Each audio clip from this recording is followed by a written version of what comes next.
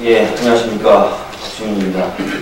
오늘 저희는 더불어민주당 21대 총선 청년 영입 인재를 발표하겠습니다. 오늘도 영입 인재를 환영하고 축하하기 위해서 이해찬 당 대표님과 윤호중 사무총장님, 그리고 지난 총선 때 영입돼서 이제는 우리 당 중추로 활약하고 계시는 김병기, 김병관, 김정호, 양양자, 오기영, 이렇게 존칭을 가지고 생각하고 이름 불러드리는데 함께 해주셨습니다. 오늘 주인공을 먼저 영상으로 만나보려고 합니다.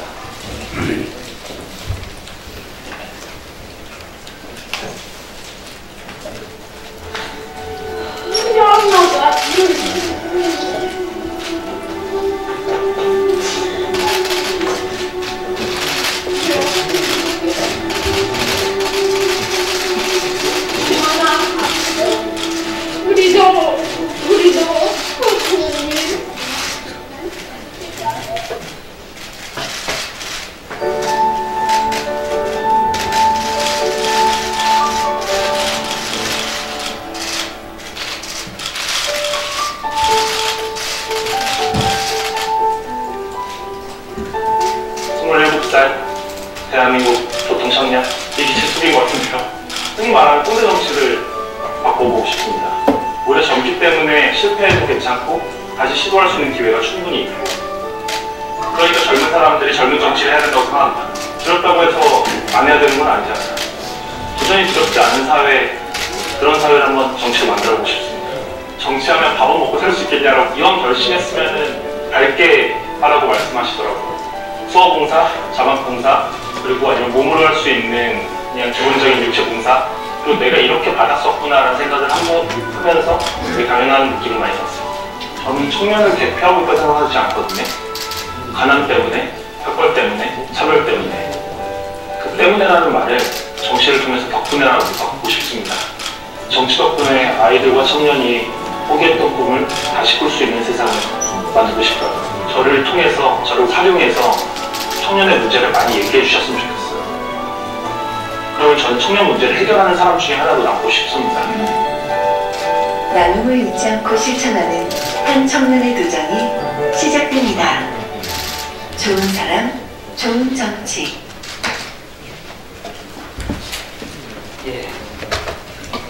오늘 우리가 모시는 주인공은 14년 전이죠. 14년 전에 MBC 느낌표 라는 프로에 눈을 떠요라는 프로가 있는데, 거기에 등장한 애잔하고도 감동적인 사연의 소년입니다. 그 소년이 밝고 반듯하게 자라서 이제 나눔을 실천하고 공동체의 희망을 키워가는 어엿한 청년으로 성장했습니다. 사회로부터 받은 사랑과 관심을 돌려주기 위해 자신보다 더 어린 아이들에게 봉사를 실천하는 27살 아름다운 청년 원종건 씨를 소개하겠습니다. 종건 씨의 도전을 응원하는 친구들이 함께 와줬다고 하는데요. 같이 모시도록 하겠습니다. 큰 박수로 맞이해 주셨으면 합니다.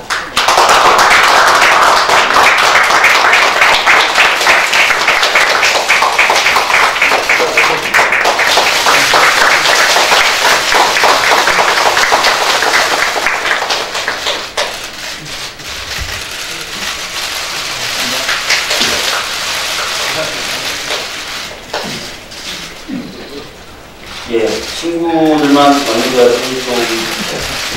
소년이에서도 같이 와주시네요. 오늘의 주인공, 더불어민주당의 부름에 기꺼이 응해주신 청년의 이야기를 직접 들어보도록 하겠습니다. 여러분, 원정훈 씨입니다.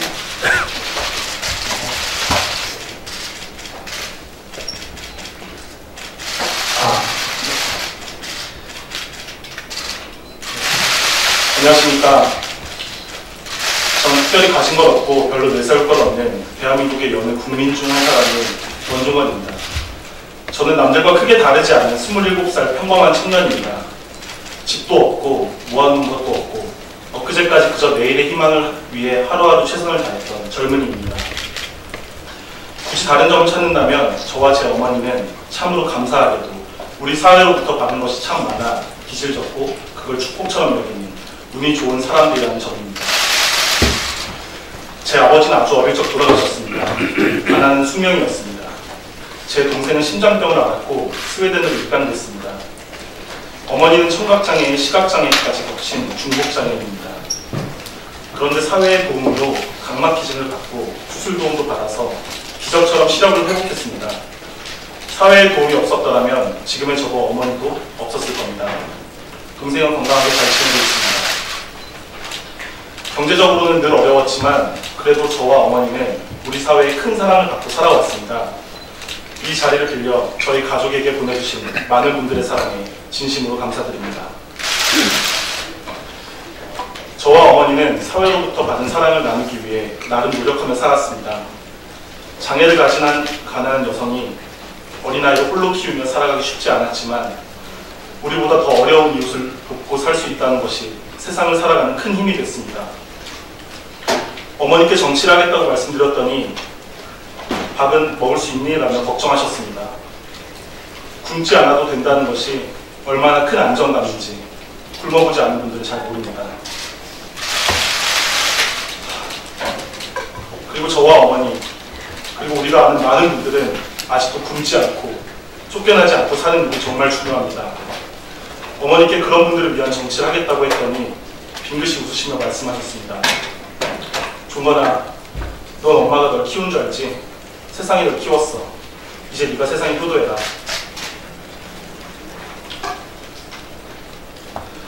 저는 지금까지 우리 사회로부터 받은 사랑을 우리 이웃들에게 돌려드리기 위해 정치를 해보려 합니다. 큰 담론을 내세우거나 꼭 무엇을 해내겠다고 말씀드리지 않겠습니다.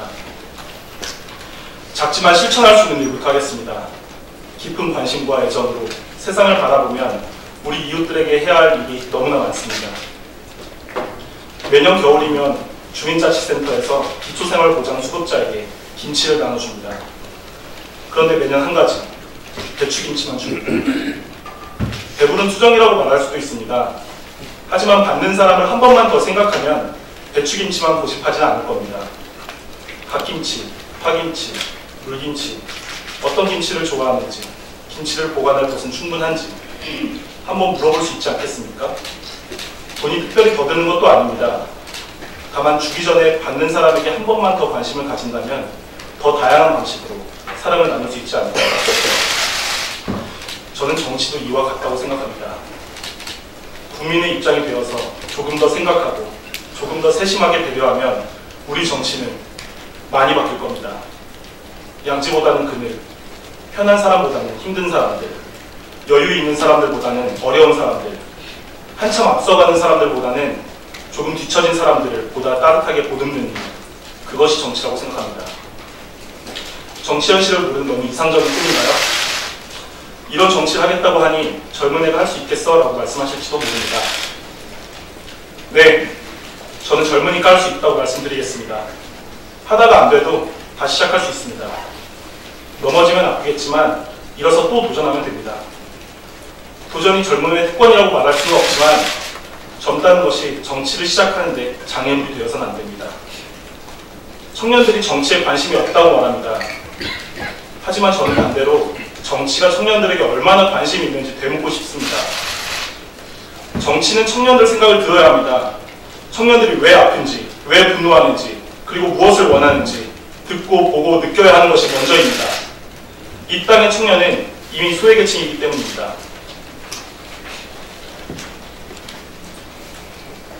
지금 수많은 아이들과 청년들이 꿈 앞에 주저하며 망설이고 있습니다. 가난 때문에, 학벌 때문에, 차별 때문에 꿈꿀 권리마저 포기당하고 있습니다. 저는 이 땅의 청년들이 때문에라는 말 대신 덕분에라는 말을 하게 할 수 있는 정치를 꿈꿉니다. 정치 덕분에 가난에서 벗어났다. 정치 덕분에 학벌을 이겨냈다. 정치 덕분에 차별 없는 세상이 가까워졌다. 아이들과 청년이 마음껏 꿈꿀 수 있는 세상을 만들고 싶습니다. 제가 감히 이 땅의 청년을 대표하지는 못합니다. 다만 공감하고 함께할 뿐입니다.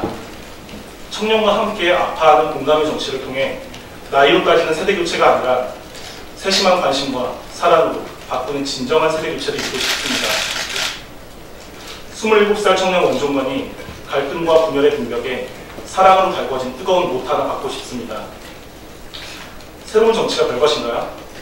평범한 청년, 변화를 위한 평범한 용기, 그런 평범한들이 모여서 만드는 거대한 도전, 제가 시작해보고 싶습니다. 감사합니다.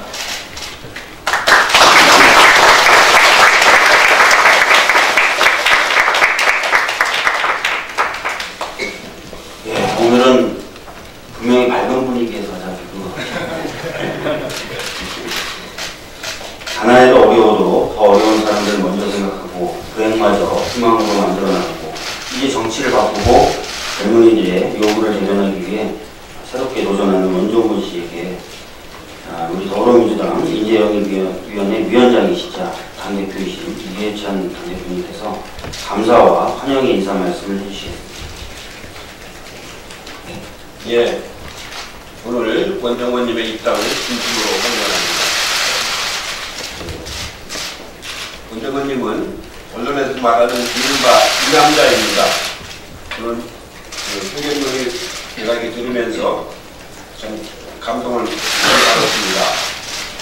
때문에가 아니고 덕분에가 아닌 이번 프레임을 바꿔나가는 그런 기자회견들을 들으면서 저건 내가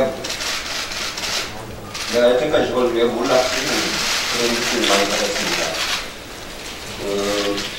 유럽에서는 정치를 아주 일찍 시작을 합니다. 20대부터 시작하는 사람들이 아주 많습니다. 그래서 30대, 40대가 되면 국무총리까지도 하는 사람들이 있습니다. 근데 우리는 그동안에 정치를 좀 늦게 하는 경향이 있어가지고 젊은 사람들을 대변할 수 있는 이런 20대, 30대 정치인들이 별로 없었는데 오늘 원정권님이 이렇게 과감하게 도전을 해주시는 걸 보고 정말로 고맙게 생각을 합니다. 저도 정치 30대에 시작을 했는데 제가 정치 이렇게 해보니까 역시 그 정치를 좀 일찍 시작을 해서 자꾸 경험을 쌓아가면서 풀어나가는 것이 매우 중요하다는 걸 많이 느꼈습니다. 지금 말씀하신 것처럼 때문에가 아니고 덕분에라는 그런 좋은 정치를 만드는 그런 일에 이제 앞장을 서게 되셨는데, 정치라고 하는 거는 세 가지 덕목이 있어야 됩니다.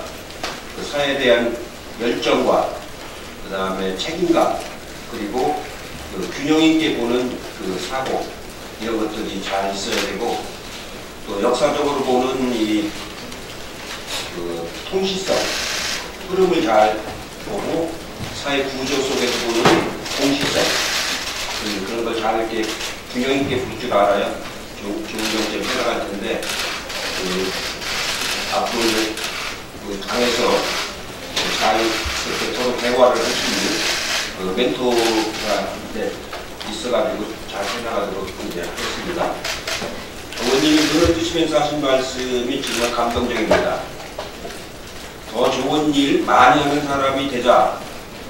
첫 눈을 뜨고 하신 말씀이 그 말씀입니다. 더 좋은 일 많이 하는 사람이 되자. 그 말씀도 제가 여기 아까 동영상에서 봤는데 참 감동적인 표현이었습니다. 앞으로 이제 정치를 관심 가지고 하면서 서로 공부하고 많은 소통하는 정치가가 되기를 바라겠습니다. 우리 민주당은 넘어지면 아프겠지만 일어서서 또 도전하는 청년들과 함께하는 정치를 만들어 가겠습니다. 오늘 원정원님한테 제가 줄 수 있는 그 한마디는 미래입니다. 미래. 지난번에 최 교수님은 희망이었고, 원정원님한테는 미래라는 그런 말을 꼭 드리겠습니다. 고맙습니다.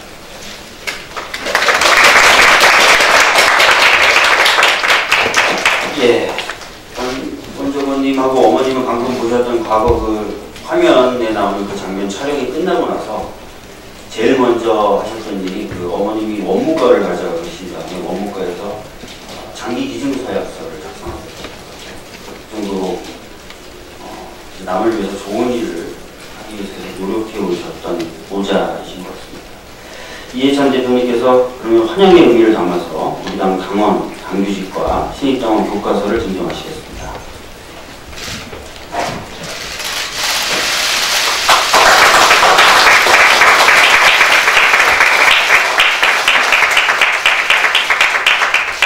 예, 이어서 윤호중 사무총장께서 원정근 씨가 우리 당 식구가 되었음을 뜻하는 의미로 당 대지를 직접 달아주시겠습니다.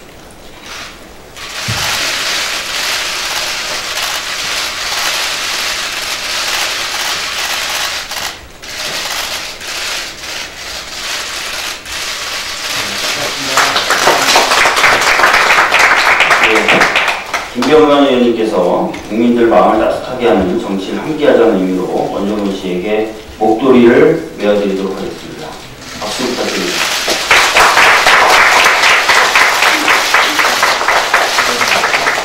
네, 뒤에 서 계신 친구분들 축하 의미로 꽃을 준비하신 걸로 알고 있습니다. 굉장히 주시죠.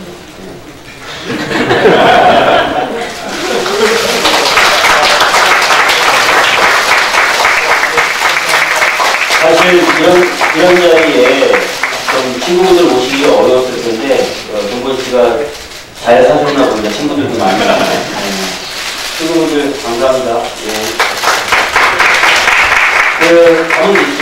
이어서 저희가 사진 촬영 시간을 갖도록 하겠습니다. 앞에 계신 분들 좀 앉아 계시고, 예, 나머지 분들이 좀 뒤로. 김병기 의원님, 네. 네, 사진 촬영 하도록 하겠습니다. 제가 포즈를 외쳐야 되기 때문에. 먼저, 우리, 네?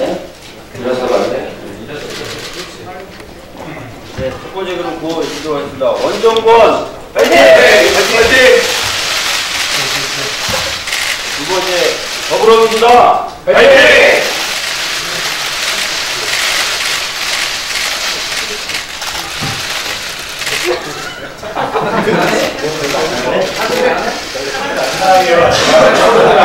저희 파트 작은 함수를 한번 해볼까요?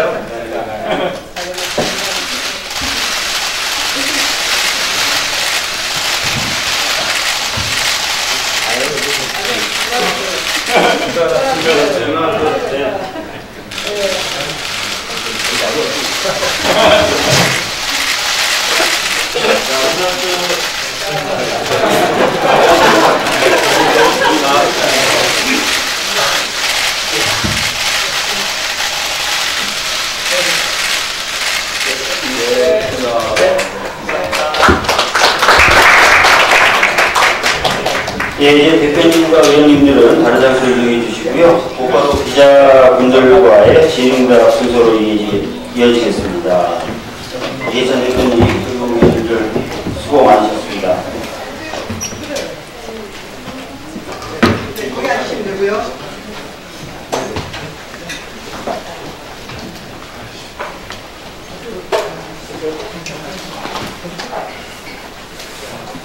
이제부터 기자분들하고 질의응답 시간을 갖도록 하겠는데요. 기자 여러분과의 질의응답은 우리 당 정춘생 공보국장님께서 진행해 주시겠습니다. 정춘생 공보국장님께 마이크를 넘기도록 하겠습니다. 네, 여기 앉아서 하겠습니다.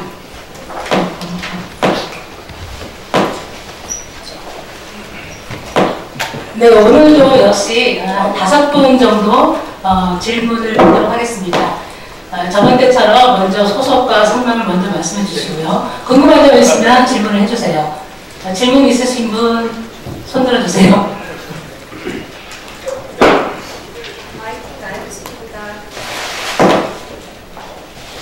처음에 인재 영입 제안은 언제 좀 어떤 방식으로 받으셨는지, 그리고 어떤 말들을 좀 설득을 당해서 정치하겠다 마음 어땠는지 궁금한데요. 네, 제안을 받고 네, 제안을 받고 또 결심을 하게 된 거는 오래되진 않았고요. 사실 처음에는 저도 조금 낯설고 무섭고 약간 걱정도 돼서 처음에는 좀 죄송하지만 거절도 했었습니다. 그리고 저는 이전 직장이 한 군데였는데요. 이제 좀 번듯하게 안정된 직장에서 어머니는 잘 모실 수 있나 했는데 또 새로운 도전을 해야 되는 입장이다 보니까 어머니가 좀 상의할 시간이 오래 걸렸었고요. 근데 저는 한편으로는 사회 수혜계층으로 살아왔었기 때문에 그런 받는 마음들 그리고 받는 사람들의 입장이 되어서 평생을 살아온 사람이었습니다. 그랬기 때문에 어머니께서도 직접 너가 받는 사람들의 마음으로 정치를 해보면 어떻겠냐, 그리고 제가 지금 청년 당사자이기 때문에 직접 청년에 대한 정책을, 청년에 대한 말을 직접 해보는 게 어떻겠냐라는 말씀이 큰 힘이 돼가지고 결심하게 되었습니다. 감사합니다. 네, 다른 분 있으신가요?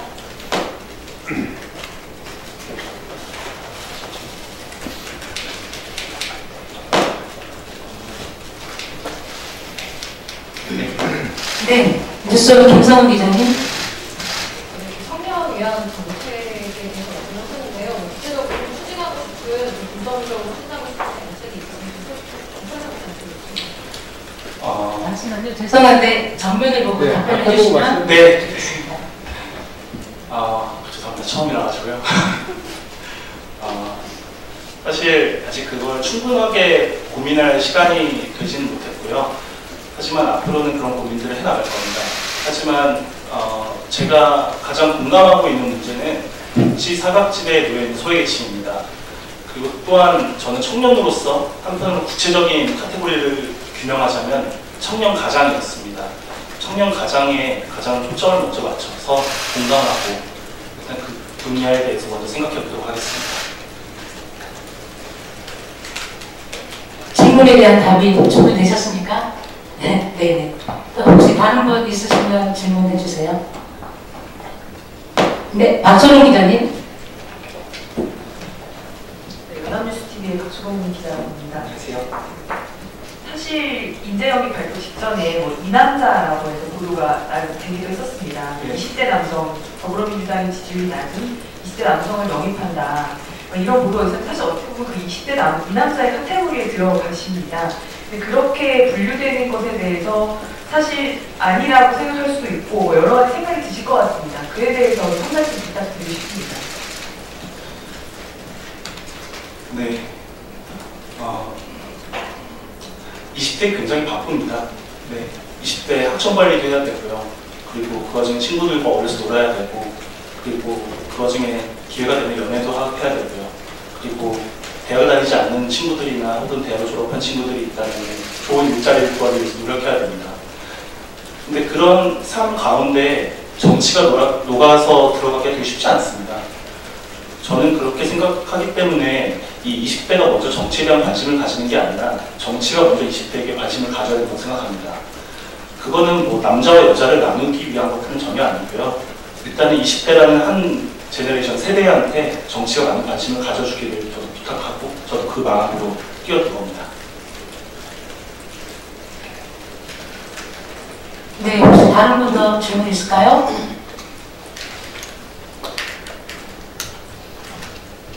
네, KBS 조태용 기자님. 그 기존의 민주당에서 내놓은 청년 정책들이 여러 가지들이 있거든요. 그거에 대해서 좀 어떻게 좀 바라보시는지 평가하고 이런 부족한 점이 있었다면 내가 앞으로 이런 부분은 좀 이렇게 바꿔 나가야 되지 않겠나 생각을 한다라는 부분이 있다면 어떤 부분이 있을까요? 민주당이 청년 정책을 내놨던 것들 중에 좀 대표적으로 한두 가지만 얘기해주시면 제가 그거에 맞춰서 답변 드리도록 하겠습니다. 한 번만 더 말씀 주시겠어요? 예를 들면 얼마 전에 이제 지금 얘기되고 있는 것들이 오병재 얘기가 있었고요.